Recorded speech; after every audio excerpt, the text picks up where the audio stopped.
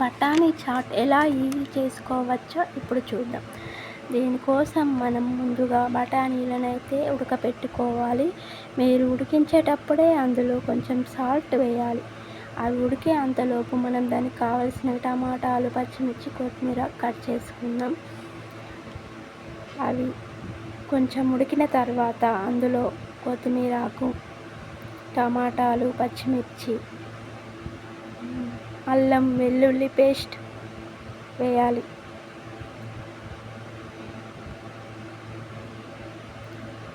అవి అందులో వేసిన తర్వాత మరి కొంచెంసేపు ఉడికించుకోవాలి. అవి బాగా ఉడికిన తర్వాత స్మాష్ చేయాలి బఠానీలను స్మాష్ చేస్తేనే బాగుంటుంది. అవి కూడా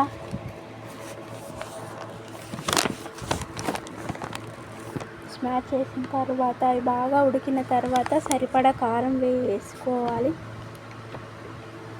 కారం వేసి బాగా కలుపుకోవాలి.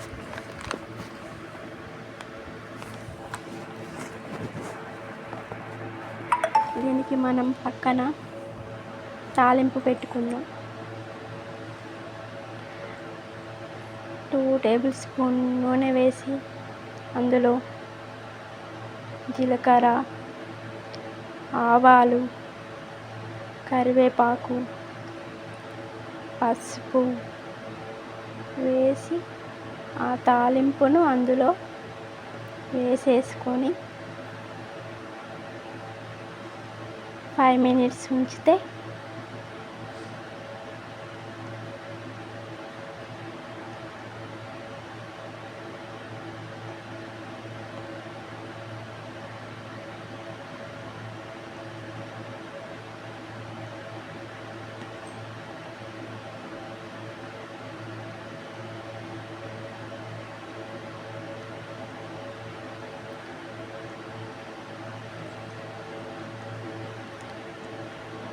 అందులో వేసేసుకోవాలి. వేసేసుకొని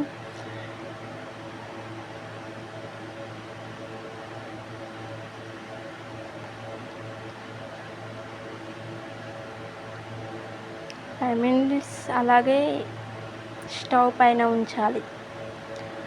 ఉంచిన తర్వాత మనకు కావలసిన బఠానీ చాట్ రెడీ. ఇది పూరీలోకి, రోటీలోకి బాగుంటుంది. ఈ వీడియో నచ్చితే లైక్ చేయండి, కామెంట్ చేయండి.